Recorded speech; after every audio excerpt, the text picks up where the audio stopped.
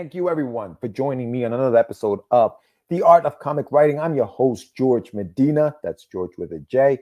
And before we get into the show, quick recap on what I'm doing here. So I'm talking to indie writers who do comics, indie writers who maybe write prose, indie writers who maybe write, poems and things like that. And not just indie, but also pro level writers. I try to talk to them every week about the process, about how to write.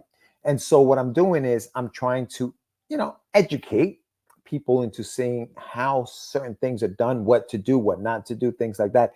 If that is something that you would be interested in learning more about, then subscribe to the channel, hit the like, comment, make sure you hit the bell so you know when I'm coming on. I try to do these every week. So, join me in doing these things. When I had the idea for this podcast, my goal was to sit down with as many creative individuals and pick their brains, about the writing process. If you subscribe to the channel, have come on board every week, you will have seen me chat with writers and artists about an array of things, from title ideas to how they market their books. Today, I have someone who I am very intrigued by because he has the uncanny ability, at least to me, it's uncanny, to be able to sit down and in one or two sittings produce an entire comic script from soup to nuts. I can't wait to dive into this discussion and figure out what makes him tick and how he manages to do that. Plus, we're going to be giving him a writing prompt as a parting gift, like I like to do on the show.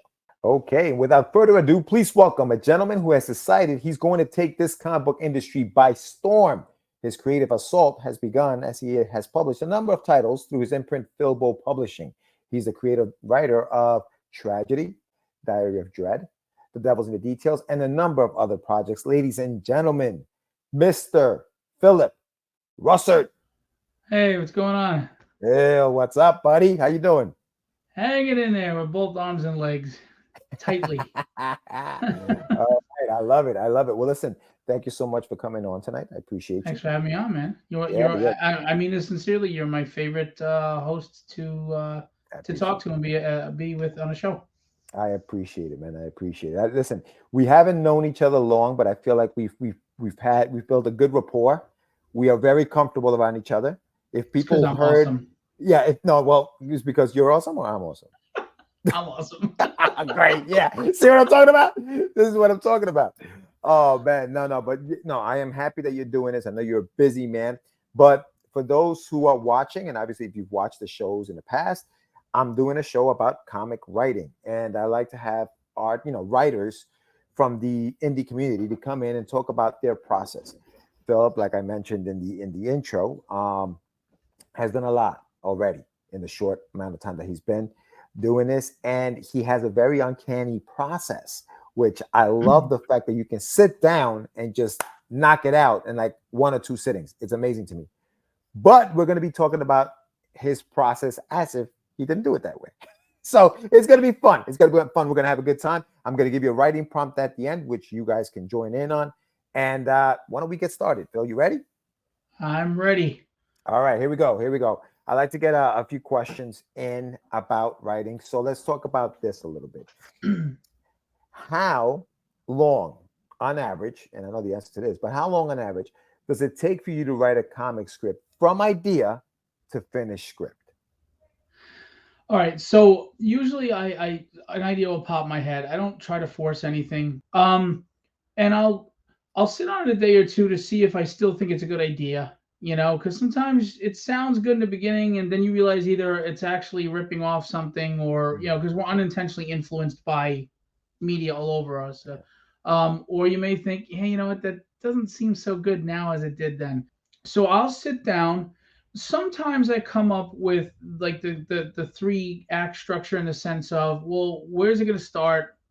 What's the main event in the middle, and how's it going to end? Just ideas in my head. No pressure on it. I don't write the stuff down. I just think about it, and then I just start writing. And what comes out comes out. And as I'm writing, characters take on their own personalities. Like the personalities for me come out based on the circumstance I put them in, because how people are defined by how they react to something usually. You know, Fight or flight tells you a lot about somebody. Mhm. Um, are they defensive? Do they go on the offensive? Are they guarded? And this and that. So when I put, especially the protagonist, who's usually who you open up with, if not the antagonist, based on the situation, their personality just naturally comes out as I'm writing it, and I just start to flow. And literally within 5 to 8 hours, depending on the intricacies of the story, I write an entire script. Now, as you know, I've sent you, I don't edit it for grammar. I don't copy edit it. I like it raw. And I'll send it to the beta readers that I know that will not pull punches because I don't want you to pull punches.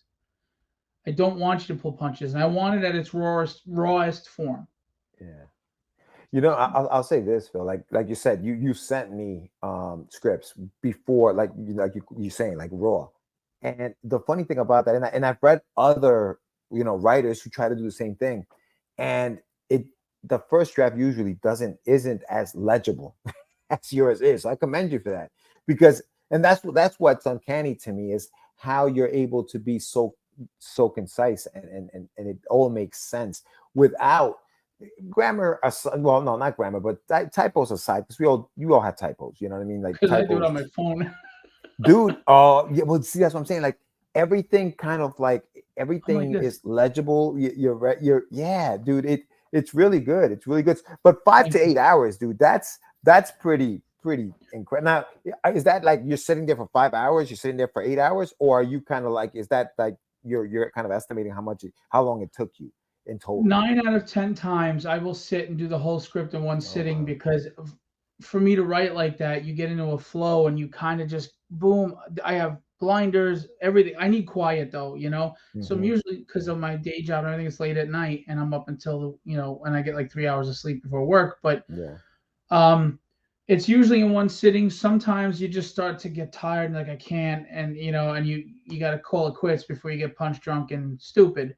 Um, but the funny thing is Sean Chen, who I don't know if you know, Marvel artist, Wolverine and Hmm. Iron Man and stuff. He's Yeah. a friend of mine, and he always marvels that I could just sit down and write like that because he's a very cerebral guy. He Me thinks, he too. plots, he edits, he goes back, he did it, and he goes, I don't know how the hell you do that. I can't do that. And you know what? There's no right way to writing, Right. you know. Hmm. But what I do think is I avoid writer's block because I don't care. Like Hmm. if you write for an audience, you're in trouble. If you write for you, you're fine. And I remember I used to hear writers say, I don't write, I write for me, just me. And I used to think, wow, that's pretty arrogant. You don't care about your fans and everything. And that's not what they're saying. What they're saying is you can't please everybody. And I don't know what you all like or hate. So for me to sit there and try to plot out something based on what you might like or hate is wasting your time. It's foolish, and you're never going to have a good story. It's going to be disjointed. So just write what you know, what you love for you, and pray for the best that people like it. My question now, from what you said, and I know that you said, you're sitting down, and I'm talking about this is even before you write anything down. You're kind of mulling it in your mind. What comes first for you? Is it the plot or the characters, and why? What is it that comes first? Maybe it's none. Maybe it's none of the above. But what is it that comes first? And why does that usually happen? You think? Usually, it's funny because usually it's the plot. Like for Hmm. Diary of Dread, which is a horror anthology, the first story, I can't tell you because it'll ruin it, but I came up with this simple concept of this person, this happens. And that's all. Got And it. then I just started writing, and the personalities came out, and things started developing, and cool little ideas pop up. But with Tragedy, my flagship title, her image, her that visual, what you see of Tragedy, popped in my head out of nowhere, and I was like, "That's interesting. What's that?" All right. And I was like, "Okay, well, what is she? Let's make her an assassin. Screw it. I'm Irish. Nobody does Irish. Let's let her be Irish, right?" Mhm. That's all I knew. And then I was bedridden. I wasn't well, and I just sat down and I go, well, how the hell am I going to start this story? I've never written anything officially. I just got to start with action because to me, the best movies, the best stories, they get you in the middle of the action right away. They just grab you and they yank you in, Yeah. and then they pull back a little, and you get to know people. So with tragedy, it was the character first, but with most of my other stories, it's usually the idea, the simple idea of the plot, the basic idea of the plot. That's great, dude. And it's funny because I that happens to me as well. Like with different stories, it'll be the same thing. Sometimes it is plot. Sometimes it is a character. Sometimes it's something you heard, a song. So like it Yeah, could be anything. Like I think when we're creating the way we create, it could be anything. Could do it. Anything can just spark that idea in your mind. Now you're sitting down, and I know that you're about to write this thing down. You're about to sit there for 5 hours. How do you make sense of what you want to write for your story? How do you do that? How do because there is no roadmap, right? I'm cerebral, right. very much like what you were mentioning, Sean Chen. I think about the world building and I go crazy with it. How do you make sense of it? I don't, because that will make you go crazy. And then it. Mm, Here's the analogy: if you look at a room and it's a total pigsty mess, you want to clean this room, but you feel overwhelmed because you don't know where to start. So you're like, crap, all right, I'll put it off till tomorrow, right? right. That's what a lot of writers do. They get overwhelmed by all these ideas or concepts or what they think they need to do. They put pressure on themselves, and that's usually when they get stumped. I don't. I look at the room and I go, I got a foot in front of me that I got to clear for me to get in the room. So I'm just focused on that foot. And then you're not even consciously thinking. You're making a path, and then you're picking things up. And next thing you know, the floor is clear, and now you've got range to move and then cleaning countertops. So I don't put any pressure on myself. I just sit down and I have always had a vivid imagination. And like I was doing a campfire story, making it up with kids. I just make it up. And I know this sounds like a crappy answer, but the story kind of writes itself for me. It feels like that. I don't know where it comes from, because it's not this real cerebral, thought out thing. I just start writing, and it's like this snowball effect that becomes a boulder, and it just builds itself. You talk about inspiration comes from anywhere. It comes from your own writing. Have you ever written a story, and in the story you got an idea for another story based on something that you were doing in that? So I think, if you I just write like I'm having fun, like I said, at a campfire with kids. I don't mean to sound redundant, and it relieves pressure off of me, Yeah. because I'm not writing to be intricate. I'm writing to have fun, and what comes out comes out. I never make any changes to any of my books. All the Mm. books that I put out, when you read them, other than doing the copy editing and fixing grammar, that's what it is. I don't go back and I don't like this dialogue, or I don't like this scene. I don't do any of that. I like it the way it is. I don't mess with it. It ain't broke, don't fix it. Now, when you do get, because you send it to beta readers, when you get it back from them, do they kind of like say, "Hey, I thought maybe I was confused by this, or I wasn't sure about that." How much of that do you take into consideration and maybe change things that maybe say, "Okay, maybe that wasn't as clear." Do you ever have those situations when you've gotten back things back?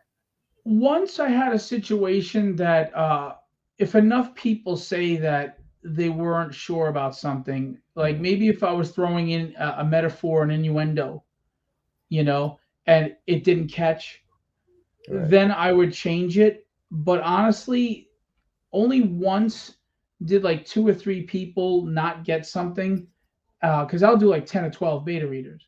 right. And I considered changing it, but then I looked at it and I was like, you know what? No, I think it's fine. It's okay. Um, you know, I respect and take their critiques into account.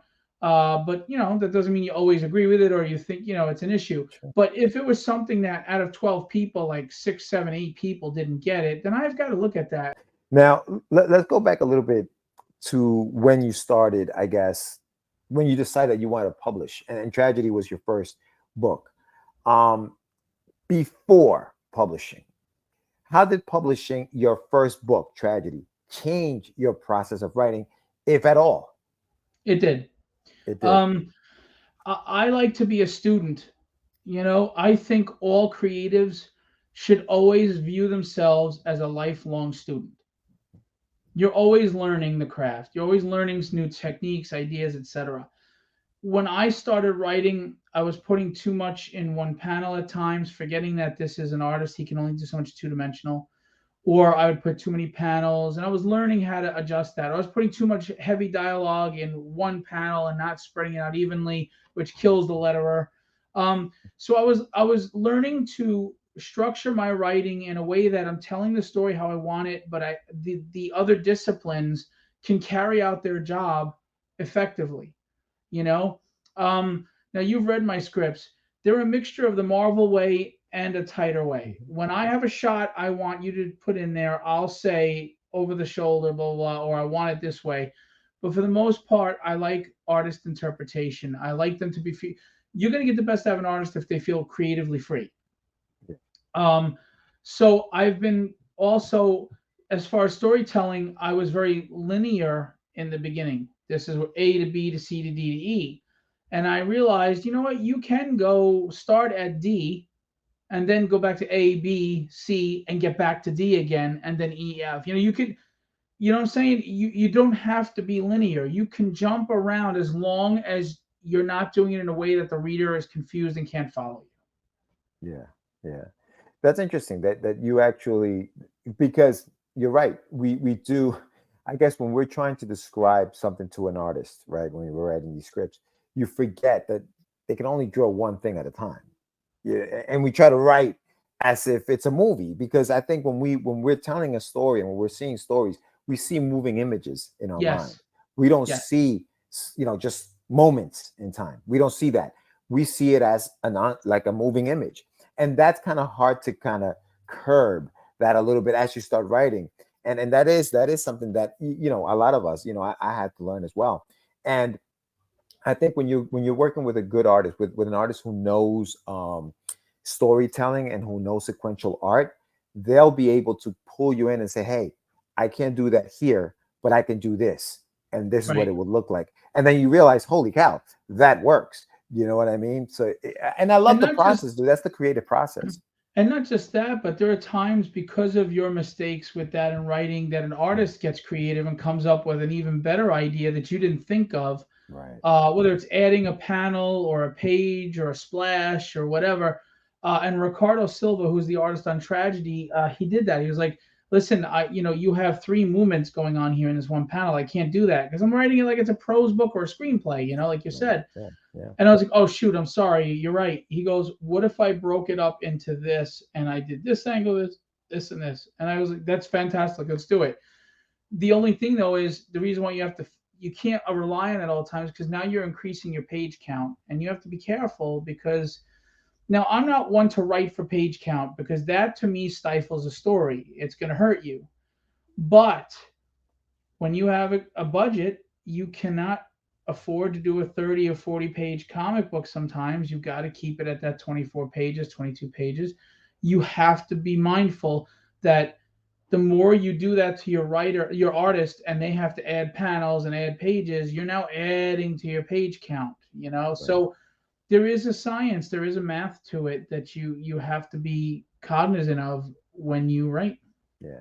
Yeah. No, that's a good point. Those are good points.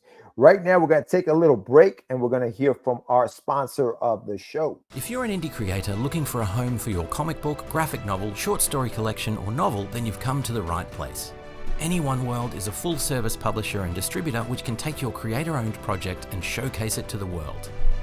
We offer two primary distribution channels: digital distribution, where we'll sell your book in our digital bookstore; digital and print distribution, where we'll sell your book in our digital bookstore and distribute through physical bookstores across the UK, USA, and Canada. In addition to distribution, Any One World can also work with you to publish your book. We'll publish your book digitally, helping you source artists, edit, format, and publish your book in digital format. Digital and print. We'll publish your book digitally and produce and distribute print copies of your work. Digital, print, and merch. We'll publish digital and print copies of your book and then work with you to design or distribute products and add-ons such as t-shirts, posters, and more. On top of all of this, we can offer additional paid services where required, specifically cover design, editing, and formatting. Unlike many traditional publishers, Any One World gives indie creators maximum control and flexibility over publishing and distribution. So if you're looking to partner with us to distribute existing books or publish something new, read carefully through the information below and fill out a submission form. All right. And we're back. Thank you very much to our sponsor. Make sure you check them out. Phil, I got a question here about pacing, brother. Let's talk a little bit about pacing. How do you work out the pacing in your story? How do you do that? What do you do?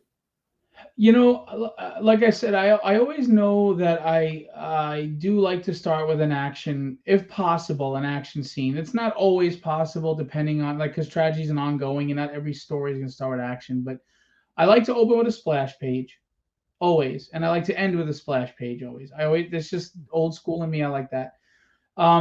But as far as pacing, you know, if you're going by a third act kind of template, you know, you're gonna have action, exposition, and the action in the finale, right? For me, I got tired of comics being more of a soap opera where it's one page of action. It's like I want to fight to last 6, 7, 8 pages. I mean, you've got costumed people. They better be fighting, man. You know? Right. So pacing, it's not I wouldn't say it's an unconscious thing or a conscious thing. It's kind of in the middle where I just know I want to start here. And as I just write, I told you it just flows and tells itself. But using that kind of formula, like if I'm in an exposition moment and it's an intense conversation, and that person hits home with something that the reader's like, oh, cut away, go to some other characters for a little while, let them sweat that one out, and then they come back. So again, I don't sit there and go, it's gonna be 4 pages of this, 3 pages of that, 8 pages of that. But I do have in the back of my mind, you know, I'm going to start with action. I'm going to go from here, and when that hits, I'm going to cut away to this person and then go back to them, and you know that. So that helps with my pacing. Having just that's the one mental outline I have, is just where as I'm writing, I'm cognizant that all right, I'm going to go from here to here, and then I'm cut away to there. And like in tragedy, especially, I don't like wasting characters. I hate throwaway characters. I think that's a mistake. The more characters you put in that have a significance and a reader can invest in, the better, right? So all the characters I put in, there are no there are no just filler characters. Everyone has a spotlight moment, which helps with pacing as well, because they're going to get that moment to shine, and they're going to get their exposition moment. So that helps with pacing too, by introducing a larger cast of characters. I mean, if you look at some of the best shows, they had meaningful characters that weren't wasted. If you look at Lost, if you look at Breaking Bad, Sons of Anarchy, there were so many characters in those stories that you invested in, that it wasn't just the protagonist and maybe sidekick. It could be the wife, it could be the son. You know, it was the brother-in-law who was a cop on Breaking Bad. You know, there were so many characters you invested in that. If you watch Breaking Bad, when the brother-in-law gets it in the last season, it hit you, because he wasn't a throwaway character. He was somebody just as important, and he filled that role, and he added to the story, and he beefed it up. There was meat on the bone. All that helps with pacing. It's interesting that you mentioned characters, because I've never actually thought about the importance of characters creating pacing in the story. So that's very interesting. Putting in characters that aren't just going to be throwaway, or they're just plot devices. You just need to move the story along. So I got to throw this character in there. The worst thing you could do is make a character a plot device. Yeah. That's like a MacGuffin. That's using a person as a MacGuffin, and that's just, it's cheap and it doesn't work. When you have strong characters, I think that makes for an impactful story, because you care.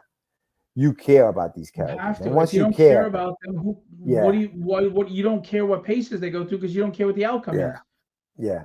There's a section in your story in Papa where, you know, there's a lot of heart in there. And thank you. When stuff hits the fan, you really care because of the buildup. And again, the way that's paced, the way that's brought in. You know what I mean? And I think that's the importance. Sorry. Yeah, go ahead. No, It's go ahead, funny go you ahead. say that because with Papa, originally it was going to be a 5-issue series.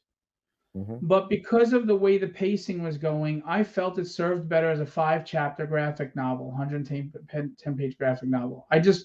I felt it would have, when the first issue is a huge amount of exposition to hit a payoff at the end, readers' attention spans aren't what they used to be. If that was a single issue, they may not want to come back for book two. But if it's a first chapter, it's the mental attitude is different that, oh, this is a build up. I can't wait to see what's coming in chapter two because you got the full story there.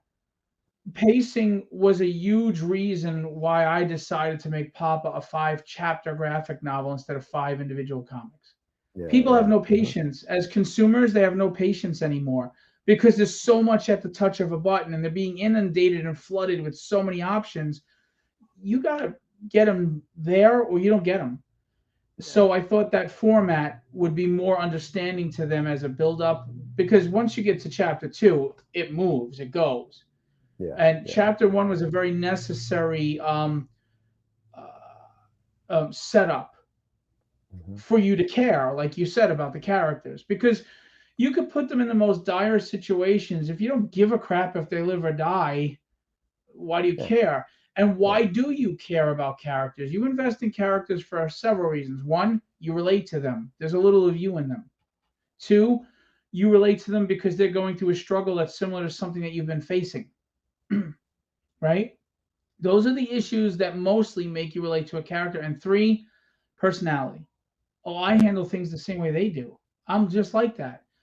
Familiarity to the person, to the reader, a connection that they're like, this is like this subconsciously, this could be me in this situation, or how would I handle that situation? I mean, how many times you watched a movie, a horror movie, and go, oh, I would have been dead a long time ago. There's no friggin' way I'm blah blah blah, or even like, oh, I would have handled this. So you're subconsciously connecting and putting yourself in that place, and it gets you invested. It pulls you in. So that's why you have to do these things. So you have to let the people know who the character is, not just again to make them invested in them so they can relate to them. Hey man, this has been great. Bill, I appreciate, like, listen, you're dropping science, my man. Listen, I'm gonna ask you one more question. Okay, I'm gonna ask you one Sure. more question. And this is the bonus question. The bonus question is, what's your favorite YouTube channel and why is it Get Your Meds? As much as you joke around, I'm not one to usually sit around and watch interviews on YouTube or things like that. I don't listen to podcasts a lot. Once in a while, I'll listen to like a big name podcast or something.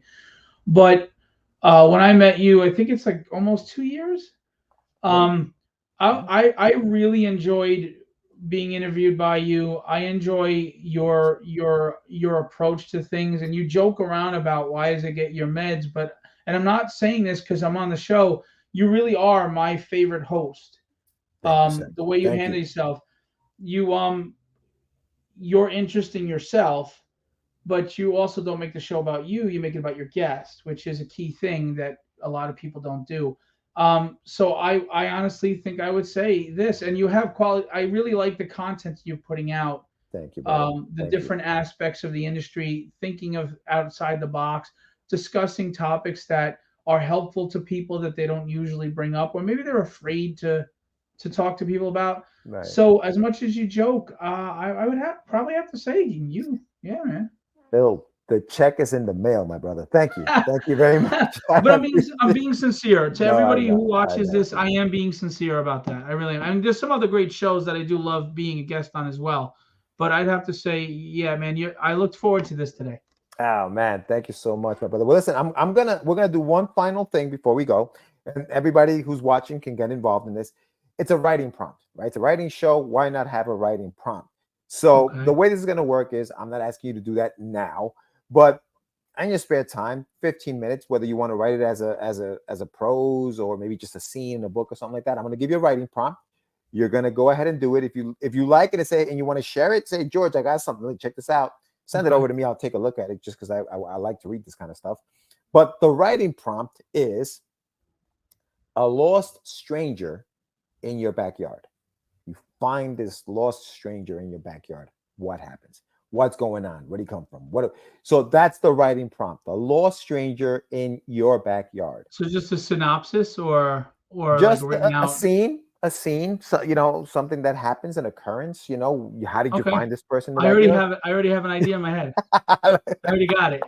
You see, 15 minutes later, it's done. I No, I love do. it. I've got it. I really do. I've got it. I even have Oh, what's gonna initiate the contact between the homeowner and the person in the yard. wow. Yeah, yeah, See, yeah. that's what I'm talking about. All right, good. Well, listen, thank you so much, Phil, for being on the show. Get cracking on that thing. I'd love to read it once you're done. And I appreciate you coming on, my brother. Thank you for having me, man. It's always a pleasure. Awesome. Awesome. And that, my friends, was Mr. Phillip Russertt. And that was a great conversation. I think I learned a few things from Phil, and that's always great. That's always great. I hope you guys did too. I hope you enjoyed it. Do you guys write for a target audience? That seems to be a topic that I've talked about before. If you missed the episode with Jason McNamara, if you missed that episode, check it out because we talk a little bit about that as well, about just target audiences and things like that. I personally feel like a target audience is important. I think that for me though, and talking with Phil, I don't think you should write with that in mind. But I think once you have your product completed, you got to package that thing up and you gotta target the audience that you're gonna think are gonna enjoy that story. I'll say that. But yeah, what do you guys think? What do you guys think about pacing? What did you think about some of the things that we talked about there when you're writing a comic book, and maybe how you changed the way you wrote a comic after you published your first comic book? Tell me a little bit about that. Don't forget also the writing prompt, right? We have a writing prompt there. And remember what it is? The writing prompt is a lost stranger in your backyard. I love the fact that Phil already had a story in mind. If you do so, make sure that you email me. My email is at the bottom. Email me if you want me to share the story. I will on my website. If you don't, it's fine, but I'd love to read what you guys have. And next week on the show, I'm going to have Mr. Rafael Tavares. We're going to have him on the show. We're going to be talking to him. And don't forget, guys, support the channel by going to getyourmeds.com, picking up some swag, some shirts, pick up my comics, pick up all that stuff, and subscribe, like, share. And also, don't forget, keep writing. Peace.